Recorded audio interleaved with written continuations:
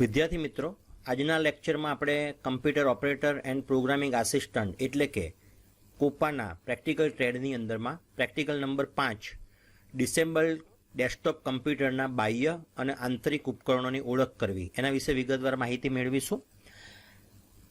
એમાં બે પ્રવૃત્તિઓ છે કે ડેસ્કટોપ જે કમ્પ્યુટર હોય છે એમાં બે પ્રકારના ઉપકરણો એટલે કે ડિવાઇસ તમને જોવા મળે છે. એક બાહ્ય પ્રકારના ઉપકરણો અને બીજું જે છે એ આંતરિક પ્રકારના ઉપકરણો. તો બંનેની આપણે ઓળખ કરીશું અને એને કયા પ્રકારે ઉપયોગમાં લઈ શકાય એની વિગતવાર ચર્ચા કરીશું. તમે જોઈ શકો છો એ પ્રમાણે આ પ્રેક્ટિકલમાં આપણે બે પ્રવૃત્તિઓ શીખવાના છીએ.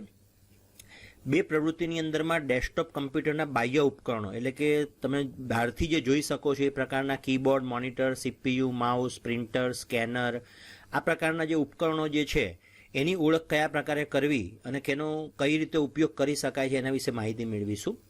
જ્યારે પ્રવૃત્તિ 2 જે છે એમાં ડેસ્કટોપ કમ્પ્યુટર જે છે એના આંતરિક ઉપકરણો કે આંતરિક એટલે અંદરના ભાગમાં જે કંઈ પણ તમને જોવા મળતું હોય એ પ્રમાણેના, જેમ કે સીપીયુ જે છે એની અંદરના ભાગમાં તમને ખ્યાલ છે એ પ્રમાણે મધરબોર્ડ જે છે એ હોય છે, જેને પ્રિન્ટેડ સર્કિટ બોર્ડ તરીકે પણ ઓળખવામાં આવે છે. તો એના વિશે વિગતવાર આપણે ચર્ચા કરીશું. સાથે એના ઉપર રેમ એટલે રેન્ડમ એક્સેસ મેમરી હોય છે, ત્યારબાદ એસએમપીએસ હોય છે, સાઉન્ડ કાર્ડ હોય છે, ત્યારબાદ અંદરના ભાગમાં ઇન્ટરનલ હાર્ડ ડિસ્ક જે છે એ પણ જોવા મળતી હોય છે, અને યુએસબી ડ્રાઈવ એટલે કે પેન ડ્રાઈવ જે આપણે પોર્ટમાં જે જોઈન્ટ કરીએ છીએ તો એ બધા આંતરિક ઉપકરણો છે. તો એના વિશે પણ વિગતવાર આપણે ચર્ચા કરીશું.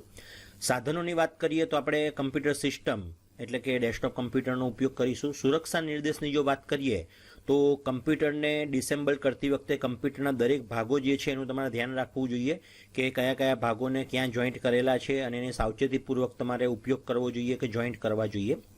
સાથે સાથે કમ્પ્યુટરના ભાગોને એકબીજાની સાથે જોડતી વખતે પણ તમારે ખૂબ જ સાવચેતી રાખવી જોઈએ, કેમ કે આ એક ઇલેક્ટ્રોનિક મશીન છે. જુદા જુદા ભાગોને પ્રોપર રીતે જોઈન્ટ કરવામાં આવે તે ખાસ જરૂરી છે. સૌપ્રથમ આપણે પ્રવૃત્તિ 1 એટલે કે ડેસ્કટોપ કમ્પ્યુટરના બાહ્ય ઉપકરણોની ઓળખ કરવી તેના વિશે માહિતી મેળવીએ. તો કમ્પ્યુટરમાં બહારથી જોડી શકાય તેવા સાધનોને બાહ્ય ઉપકરણો તરીકે ઓળખવામાં આવે છે. તમે સ્ક્રીન ઉપર જોઈ શકો છો એક કમ્પ્યુટર સિસ્ટમ છે કે જેની અંદરમાં કીબોર્ડ છે, મોનિટર છે, સીપીયુ એટલે કે સેન્ટ્રલ પ્રોસેસિંગ યુનિટ છે અને માઉસ છે. આ સિવાય નીચેના ભાગમાં તમે જોઈ શકો છો કે સ્પીકર છે, સ્કેનર છે, પ્રિન્ટર છે. તો આ બધા જે ભાગો જે છે એ કમ્પ્યુટર જે છે ડેસ્કટોપ કમ્પ્યુટર એના બાહ્ય ઉપકરણો કે બહારના ડિવાઇસ તરીકે ઓળખી શકાય. તો કમ્પ્યુટરના બાહ્ય ઉપકરણોમાં keyboard, monitor, CPU, mouse, printer, speaker અને આના સિવાય પણ ઘણા બધા સાધનો જે છે કે જેને બહારથી તમે જોડી શકો એ બાહ્ય ઉપકરણો તરીકે ઓળખવામાં આવે છે, જેને એક્સટર્નલ ડિવાઇસ પણ કહેવામાં આવે છે.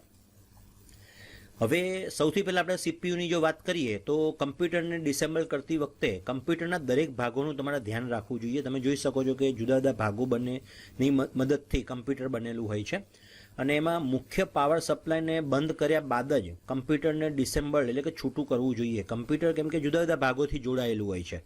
તમને ખ્યાલ છે એ પ્રમાણે કોઈ એક ડિવાઇસથી જ કમ્પ્યુટર બનતું નથી. કમ્પ્યુટર મુખ્યત્વે 4 ભાગો કીબોર્ડ, મોનિટર, સીપીયુ, માઉસ તો હોય જ છે, પણ એના સિવાયના પણ ઘણા બધા ભાગો જે છે પ્રિન્ટર, સ્કેનર આ બધી વસ્તુઓ તમે જોઈન્ટ કરી અને કમ્પ્યુટર બનતું હોય છે. તો જ્યારે પણ તમારે ડિસેમ્બલ કરવાનું આવે તો તમારે એનો પાવર સપ્લાય જે છે એ ખાસ બંધ કર્યા બાદ જ એને ડિસ્કનેક્ટ કે ડિસેમ્બલ કરવું જોઈએ. સાથે સાથે કમ્પ્યુટરના અન્ય ભાગો કે જેના વાયર સીપીયુ સાથે જોડાયેલા હોય છે તેને પણ એક પછી એક તમારે દૂર કરવા જોઈએ, કેમ કે તમને ખ્યાલ છે કીબોર્ડનો વાયર હોય, મોનિટરનો હોય, પછી માઉસ હોય, પ્રિન્ટર, સ્કેનર, તો આ બધા જ વાયરો જે છે ને એ સીપીયુની પાછળના ભાગમાં જુદા જુદા પોર્ટ આપેલા હોય છે, ખાના હોય છે કે જેની અંદરમાં સામાન્ય રીતે એને જોઈન્ટ કરવામાં આવતા હોય છે. તો એ વાયરો પણ તમારે એક પછી એક દૂર કરવા જોઈએ જ્યારે ડિસેમ્બલ કરવાનું આવે ત્યારે. સૌપ્રથમ આપણે કીબોર્ડની જો વાત કરીએ તો કીબોર્ડ એ એક ઇનપુટ ડિવાઇસ છે, કેમ કે એની મદદથી કમ્પ્યુટરમાં માહિતી આપણે અંદર દાખલ કરી શકીએ છીએ. તો તેની મદદથી ડેટા એન્ટ્રી એટલે માહિતીને આપણે એન્ટ્રી કરવી હોય, ધારો કે કીબોર્ડથી આપણે કરતા હોઈએ, તમે જોયું એ પ્રમાણે આલ્ફાબેટ્સ એ પ્રમાણેના જોવા મળતા હોય છે. તેના પર વિવિધ પ્રકારની કીઝ આવેલી હોય છે, જુદા જુદા પ્રકારની આલ્ફાબેટ કી હોય છે, ન્યુમેરિક કી હોય છે, નંબર કી હોય છે, ફંક્શન કી હોય છે, આ પ્રકારની જુદી જુદી કીઝ જે છે એ તમને કીબોર્ડમાં જોવા મળતી હોય છે. અને કીબોર્ડનો વાયર જે છે એ CPU સાથે જોડેલો હોય છે પાછળના ભાગની અંદરમાં. અને આજકાલ જે USB ટાઈપના જે કીબોર્ડ આવ્યા છે તો એ આગળના ભાગમાં પણ તમે જોઈન્ટ કરી શકો છો. સાથે સાથે આજકાલ તમને સ્ક્રીન પર જોવા મળે છે એ પ્રમાણેના વાયર્ડ, એટલે કે વાયરથી જોડાયેલા જે કીબોર્ડ હોય એને વાયર્ડ કીબોર્ડ તરીકે ઓળખવામાં આવે છે. અને એના સિવાય વાયરલેસ, કે જેની અંદરમાં કોઈ પણ પ્રકારનો વાયર નથી હોતો, ડાયરેક્ટ તમે એનો ઉપયોગ કરી શકો છો. એના માટેના ડિવાઇસને બ્લૂટૂથ ટેકનોલોજી, આ પ્રકારની ટેકનોલોજીનો ઉપયોગ કરી અને કોઈ પણ પ્રકારના વાયર વિના તમે કીબોર્ડ જે છે એ કનેક્ટ કરી અને કમ્પ્યુટરની સાથે તમે ટાઈપિંગ ને ડેટા એન્ટ્રી ને બધું કરી શકો છો. તો એક સૌથી પહેલું જે છે એ કીબોર્ડ છે. ત્યારબાદ જો બીજો ડિવાઇસ આપણે વાત કરીએ તો એ મોનિટર છે, કે જેના ઉપર આપણને આઉટપુટ, એટલે જે કંઈ પણ આપણે ડેટા એન્ટ્રી કરીશું એનું પરિણામ જે છે એ તમને સ્ક્રીન ઉપર જોવા મળશે. અને સ્ક્રીન એટલે મોનિટર. તો મોનિટરની ઉપરના ભાગમાં વિવિધ પ્રકારના બટન્સ આવેલા હોય છે. તમને ખ્યાલ છે એ પ્રમાણે પાવરનું બટન હોય છે, બ્રાઇટનેસ વધારવા ઘટાડવા માટે પણ બટન્સ હોય છે. ઘણી વખત તમે જોશો તો ઓન ઓફ કરવા માટેનું પણ બટન એની અંદરમાં ઉપલબ્ધ તમને જોવા મળે છે. અને મોનિટરનો વાયર પણ અન્ય ડિવાઇસની જેમ CPU સાથે જ જોઈન્ટ કરવામાં આવતો હોય છે. અને કમ્પ્યુટરને ડિસેમ્બલ કરતી વખતે મોનિટરનો વાયર જે છે એ પણ તમારે CPUમાંથી દૂર કરવો જોઈએ. અને મોનિટરનો પાવર સપ્લાય, કે જે મેઇન જે તમે પ્લગમાં જે ભરાવતા હોય છો એ વાયરને પણ તમારે અનપ્લગ કરવો ખાસ જરૂરી બને છે કે જ્યારે તમે ડિસેમ્બલ કરતા હો છો ત્યારે. ત્યારબાદ કમ્પ્યુટરનું મગજ એટલે કે CPU, સેન્ટ્રલ પ્રોસેસિંગ યુનિટ, સૌથી અગત્યનો જો ભાગ જો હોય કમ્પ્યુટરનો તો એ CPU છે. CPU એટલે સેન્ટ્રલ પ્રોસેસિંગ યુનિટ. તે એક પ્રોસેસિંગ ડિવાઇસ છે, એટલે કે પ્રક્રિયા જે કંઈ પણ થતી હોય છે એ કમ્પ્યુટરની અંદરમાં CPU વિભાગ જે છે એમાં થતી હોય છે. અને બધા જ પ્રકારના વાયરો જે છે એ પણ સામાન્ય રીતે દરેક ડિવાઇસ જે છે એ CPUના પાછળના ભાગમાં અથવા પછી આગળના ભાગમાં પણ હવે તો પોર્ટ અવેલેબલ હોય છે, તો એમાં તમે જોઈન્ટ કરી શકો છો. CPU કેબિનેટની ચોક્કસ બાજુની પેનલથી જ એને ખોલી શકાય છે. તમને ખ્યાલ છે, તમે સ્ક્રીન ઉપર જોઈ શકો છો કે એક જે ડિવાઇસનું જે પેનલ જે છે એ ખોલેલી છે. બીજા ભાગની અંદરમાં તો બધા ડિવાઇસ જોઈન્ટ કરેલા હોય છે, એના ઉપર જ હોય છે. તો ચોક્કસ કયા વિભાગમાંથી એને પેનલને દૂર કરવી એ તમારે ખાસ પહેલાં જોવું પડે અને એના પછી જ એને ડિસેમ્બલ કરવાનું આવે. CPUની પેનલને યોગ્ય બાજુથી ખોલો. CPUની પેનલને ખોલતા જ તમે જોઈ શકો છો, સ્ક્રીનમાં પણ થોડું ઘણું તમને દેખાતું હશે ને વિગતવાર આપણે હમણાં આગળ ચર્ચા કરવાના જ છીએ કે સૌથી મહત્ત્વનો જે ભાગ CPUની અંદરના ભાગમાં હોય તો એ મધરબોર્ડ છે, કે જેની અંદરમાં પ્રિન્ટેડ સર્કિટ બોર્ડથી માંડીને ટ્રાન્ઝિસ્ટર, ડાયોડ્સ એ બધું જોઈન્ટ કરેલું હોય છે. સાથે સાથે ઉપરના ભાગમાં ફેન, પ્રોસેસર આ પણ હોય છે. તો CPUની પેનલ ખોલો તો તમને મધરબોર્ડ જોવા મળશે. પછી રેન્ડમ એક્સેસ મેમરી એટલે કે RAM, ફેન, એક પ્રકારનો ચોક્કસ ઠંડક મેળવવા પ્રોસેસરને આપવી હોય એના માટે ફેનનો ઉપયોગ કરવામાં આવે છે. ત્યારબાદ કમ્પ્યુટરનું મુખ્ય સ્ટોરેજ, કે જ્યાં માહિતીનો સ્ટોર થતી હોય છે, એ હાર્ડ ડિસ્ક પણ ત્યાં જોવા મળતી હોય છે. તો આ બધા આંતરિક ભાગો છે કે જે CPUને ખોલવાથી અંદરના ભાગમાં તમને જોવા મળશે. ત્યારબાદ કમ્પ્યુટરનું પોઇન્ટિંગ ડિવાઇસ એટલે કે માઉસ જે છે એ પણ એક ખાસ અગત્યનું સાધન છે. તો માઉસ એ પોઇન્ટિંગ ડિવાઇસ છે. તેનો ઉપયોગ કર્સરને કોઈ ચોક્કસ સ્થાન ઉપર લઈ જવા માટે આપણે કરી શકીએ. એના સિવાય તમે ક્લિક જે કરો છો, ડબલ ક્લિક કરો છો કે રાઇટ ક્લિક કરો છો, આ પ્રકારની કામગીરી કરવા માટે પણ માઉસનો ઉપયોગ કરવામાં આવે છે. કોઈ ચોક્કસ બાબતનો નિર્દેશ કરવો હોય તો એના માટે પણ માઉસ ઉપયોગી થાય છે. માઉસનો વાયર પણ CPU જે છે એની અંદરમાં જોડેલો હોય છે. અને આજકાલ તમે સ્ક્રીન ઉપર જોઈ શકો છો એ પ્રમાણે વાયરલેસ એટલે કોઈ પણ પ્રકારનો વાયર વગર ના પણ માઉસ ઉપલબ્ધ છે. અને વાયર્ડ પ્રકારના એટલે કે જેનો વાયર હોય અને એને આપણે CPUમાં જોઈન્ટ કરીએ અને ઉપયોગમાં લઈએ એ પ્રકારના વાયર્ડ માઉસ પણ આજકાલ માર્કેટમાં ઉપલબ્ધ છે. બંને પ્રકારના માઉસ ઉપયોગ આપણે કરી શકીએ છીએ. હવે પ્રવૃત્તિ 2ની જો વાત કરીએ તો આપણે ડેસ્કટોપ કમ્પ્યુટરના આંતરિક ઉપકરણો, મેં તમને હમણાં જ કીધું એ પ્રમાણે કે CPUની અંદરના ભાગમાં જોવા મળતા હોય એ સામાન્ય રીતે આંતરિક ઉપકરણો તરીકે ઓળખવામાં આવે છે, કે જે ઇન્ટરનલ ડિવાઇસીસ તરીકે પણ ઓળખવામાં આવે છે. અને એની અંદરમાં તમને કીધું એ પ્રમાણે મધરબોર્ડ છે. મધરબોર્ડ ઉપર જોવા મળતું સાઉન્ડ કાર્ડ તમે જોઈન્ટ કરી શકો છો. SMPS એક અલગ ભાગ હોય છે.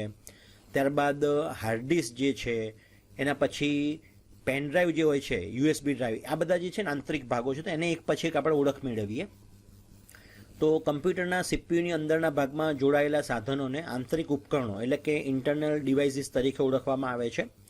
કમ્પ્યુટરના આંતરિક ઉપકરણોમાં motherboard, SMPS, RAM, sound card, hard disk, USB એટલે કે યુનિવર્સલ સિરિયલ બસ, કે જે પેન ડ્રાઈવ આપણે જોઈન્ટ કરીએ છીએ એ પોર્ટ હોય છે, એ વગેરેનો સમાવેશ થાય છે. સ્ટેપ બાય સ્ટેપ આપણે એક પછી એક દરેક વિભાગને વિગતવાર સમજીએ. તો સૌથી પહેલાં મધરબોર્ડની જો વાત કરીએ તો કમ્પ્યુટર સિસ્ટમમાં સૌથી મહત્ત્વનો જો આંતરિક ભાગ હોય તો એ મધરબોર્ડ છે. સ્ક્રીન ઉપર તમે જોઈ શકો છો એને જુદા જુદા ભાગો, ટ્રાન્ઝિસ્ટર્સ, ડાયોડ્સ, આ પ્રકારના જુદા જુદા ભાગો હોય છે. પ્રોસેસર પણ એના ઉપર હોય છે. ફેન જે છે એ પણ એના ઉપર જોવા મળે છે. ત્યારબાદ રેમ જે છે, રેન્ડમ એક્સેસ મેમરી, એને પણ એના પોર્ટની અંદરમાં જ મધરબોર્ડની ઉપર તમને જે પોર્ટ જોવા મળે છે એમાં જ એને ઉપયોગ કરવામાં આવે છે. તો મધરબોર્ડ જે છે એને પ્રિન્ટેડ સર્કિટ બોર્ડ એટલે પીસીબી અથવા પછી મુખ્ય બોર્ડ અથવા સિસ્ટમ બોર્ડ કે બેઝ બોર્ડ તરીકે પણ ઓળખવામાં આવે છે. તેના પર ટ્રાન્ઝિસ્ટર, ડાયોડ સહિતના જુદા જુદા ભાગોને જોડવામાં આવે છે. મધરબોર્ડની ઉપરના ભાગમાં ખૂબ જ મહત્ત્વનું એવું પ્રોસેસર લગાવેલું હોય છે, કેમ કે કમ્પ્યુટરના મહત્ત્વ જો ધરાવતું હોય કે એની સ્પીડ કે એની કામગીરી કાર્યક્ષમ રીતે કરે એના માટે પ્રોસેસર એ સૌથી મહત્ત્વનું ભાગ છે. તો એ મધરબોર્ડ ઉપર લગાવેલું હોય છે અને મધરબોર્ડ પરના પ્રોસેસરને ઠંડુ રાખવા માટે તેની ઉપરના ભાગમાં ખાસ પ્રકારનો પંખો એટલે કે ફેન જે છે, જે તમને આકૃતિમાં દેખાય છે, ફેન જે છે એ પણ ફિટ કરેલો જોવા મળતો હોય છે. ત્યારબાદ એસએમપીએસ એટલે જે પાવર સપ્લાય જે પૂરો પાડે છે કમ્પ્યુટરને એના માટેનો એક ખાસ ભાગ હોય છે જેને એસએમપીએસ તરીકે ઓળખવામાં આવે છે, સ્વિચ મોડ પાવર સપ્લાય. તો એના વિશે આપણે વિગતવાર ચર્ચા કરીએ તો સીપીયુના અંદરના ભાગમાં રહેલો એસએમપીએસ એટલે કે સ્વિચ મોડ પાવર સપ્લાય વિભાગ કમ્પ્યુટરને પાવર સપ્લાય પૂરો પાડવા માટે ઉપયોગી છે.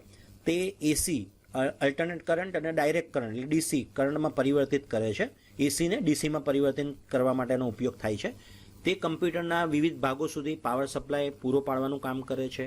તે મધરબોર્ડ, હાર્ડ ડિસ્ક, સીડી અથવા ડીવીડી એટલે કે કોમ્પેક્ટ ડિસ્ક અથવા ડિજિટલ વર્સેટાઇલ ડિસ્ક જે ડીવીડી હોય છે, ડ્રાઈવ, જેનો ઉપયોગ આજકાલ બહુ ઓછો થતો હોય છે, પણ એ ડ્રાઈવ જો તમારા કમ્પ્યુટરની અંદરમાં હોય તો એ વગેરેને પૂરતા પ્રમાણમાં પાવર સપ્લાય જો પૂરો પાડવાનો હોય ને એ એસએમપીએસની મદદથી પૂરો પાડવામાં આવે છે. સ્ક્રીનમાં તમે જોઈ શકો છો કયા પ્રકારનું એસએમપીએસ હોય છે, કેવા કેબલ્સ એમાં જોવા મળતા હોય છે. ત્યારબાદ સ્પીડ માટે જે મેમરી જે સ્ટોરેજ થતી હોય છે એ શરૂઆત માટે જે ઉપયોગી હોય છે રેમ. તો રેમ એટલે રેન્ડમ એક્સેસ મેમરી. તે મેટલ ઓક્સાઇડ સેમિકન્ડક્ટરની બનેલી એક ચિપ હોય છે જે તમે આકૃતિમાં જોઈ શકો છો અને તેમાં રહેલી માહિતી જે છે ને અસ્થાયી ટેમ્પરરી બેઝ ઉપર એમાં સ્ટોર થાય છે, પણ એ ખાસ મહત્ત્વની છે. જે કમ્પ્યુટરનો પાવર સપ્લાય બંધ થતાની સાથે જ એમાંથી માહિતી ભૂસાઈ જાય છે અને તે કામચલાઉ એટલે કે ટેમ્પરરી મેમરી છે, પણ આ ખાસ મહત્ત્વનું છે. વિગતવાર આપણે આના વિશે ચર્ચા આગળના ટોપિક્સમાં કરવાનું આવશે જ, ત્યારે આપણે વિગતવાર ચર્ચા કરીશું. પણ રેમ એક ઇન્ટરનલ ડિવાઇસ છે.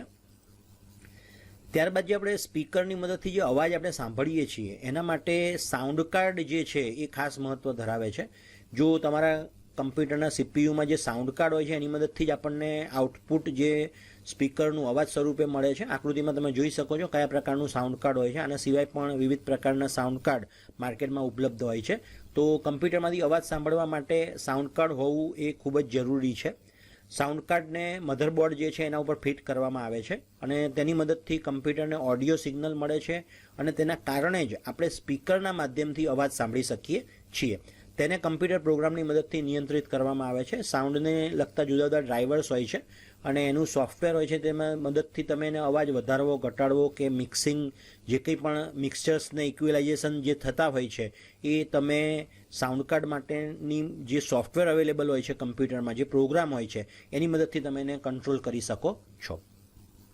ત્યારબાદ જે સ્ટોરેજ ડિવાઇસ, જે મુખ્ય સ્ટોરેજ ડિવાઇસ કમ્પ્યુટરની અંદરમાં હોય છે એ છે હાર્ડ ડિસ્ક, જેને શોર્ટમાં એચડી તરીકે પણ ઓળખવામાં આવે છે, કે જેમાં માહિતીનો સંગ્રહ કરવામાં આવે છે. જે પણ સોફ્ટવેર હોય, જે કંઈ પણ તમારો ડેટા હોય એ હાર્ડ ડિસ્ક જે છે એમાં સ્ટોર થાય છે. તો કમ્પ્યુટરનો મુખ્ય સંગ્રાહક ડિવાઇસ જે છે એ હાર્ડ ડિસ્ક છે. તેમાં વિવિધ પ્રકારની માહિતીનો સંગ્રહ કરવામાં આવે છે. તે માહિતીનો કાયમી એટલે કે સ્થાયી સ્વરૂપે સંગ્રહ કરે છે. વિદ્યાર્થી મિત્રો, તમે અગાઉ મેં તમને હમણાં રેમ વિશે સમજાવ્યું, તો એ રેમ જે છે ને ટેમ્પરરી અસ્થાયી મેમરી સ્વરૂપે એનો ઉપયોગ કરવામાં આવે છે, કે ટેમ્પરરી કામ ચલાવ, કમ્પ્યુટર ચાલુ થાય એટલે એનું કામ પૂરું થઈ જાય. ત્યારે હાર્ડ ડિસ્ક એવું છે કે જે મુખ્ય સંગ્રાહક પણ છે અને એમાં જે માહિતી સ્ટોર તમે કરો છો એ સ્થાયી એટલે કે કાયમી સ્વરૂપે ગમે ત્યારે તમે એનો ઉપયોગ કરી શકો એ પ્રમાણેનો સંગ્રહ થાય છે. ઉપયોગ કરતાં ગમે ત્યારે તે માહિતીને તમે વાંચી પણ શકે છે, ઉપયોગમાં લઈ શકે છે. આ જ પ્રકારે સીડી, ડીવીડી અને પેનડ્રાઈવ જે છે એ પણ એક સ્ટોરેજ ડિવાઇસ જ છે કે જે સ્થાયી સ્વરૂપે હોય છે. તમે જ્યાં સુધી ડિલીટ નહીં કરો ત્યાં સુધી એ માહિતી એમાં સ્થાયી સ્વરૂપે તમને જોવા મળે છે. ત્યારબાદ યુએસબી એટલે કે જે પેન ડ્રાઈવ, આજકાલ આનો મેક્સિમમ ઉપયોગ થતો જોવા મળે છે તમને. તો યુનિવર્સલ સિરિયલ બસ પણ એને કહેવામાં આવે છે, યુએસબી, કે જેનું પૂરું નામ યુનિવર્સલ સિરિયલ બસ છે. તે પ્લગ એન્ડ પ્લેની સુવિધા આપે છે. પ્લગ એન્ડ પ્લેનો મતલબ એવો થાય છે કે તમે પ્લગ કરશો એટલે કે જોઈન્ટ કરશો અને તરત તમે એને ઉપયોગમાં લઈ શકશો. આ પ્રકારનું જે ડિવાઇસ હોય એને પ્લગ એન્ડ પ્લે તરીકે ઓળખવામાં આવે છે. યુએસબી એવું જ છે. યુએસબીને તમે સીપીયુની અંદરમાં રહેલા યુએસબી પોર્ટ એની અંદરમાં ભરાવશો એટલે તરત જ તમે એનો ઉપયોગ કરી શકશો, એની માહિતી જોઈ શકશો, એમાં ડેટા સ્ટોર કરી શકશો. તો એ પ્લગ એન્ડ પ્લે ડિવાઇસ તરીકે ઓળખવામાં આવે છે, જેનો જોઈન્ટ કરતાની સાથે તમે ઉપયોગમાં લઈ શકો એ પ્રકારની સુવિધા. કમ્પ્યુટર સાથે કોઈપણ ડિવાઇસ પ્લગ કરતાં જ તેને જોડી દેવામાં આવે એ પ્લગ એન્ડ પ્લે કહેવાય અને ઉપયોગ કરતાં તેનો ઉપયોગ પણ કરી શકે છે. તેનો ઉપયોગ વિવિધ ઉપકરણોને કમ્પ્યુટર સાથે જોડવા માટે પણ થતો હોય છે. તમને ખ્યાલ છે એ પ્રમાણે યુએસબીના જુદા જુદા પોર્ટ આપેલા હોય છે. આજકાલ કીબોર્ડ જે છે એ બી યુએસબી પ્રકારના અને માઉસ પણ યુએસબી પ્રકારના તમને જોવા મળે છે. સ્પીકર પણ આજકાલ યુએસબી પ્રકારના મળે છે કે જેમાં યુએસબી કેબલ હોય છે, જે પોર્ટને તમારે યુએસબીની અંદરમાં જોઈન્ટ કરી દેવાનો હોય છે વાયરને. તો તમે એનો પ્લગ એન્ડ પ્લેથી ખૂબ જ સરળતાથી ઉપયોગ કરી શકો એ પ્રકારની સુવિધાના કારણે ઉપલબ્ધ બને છે.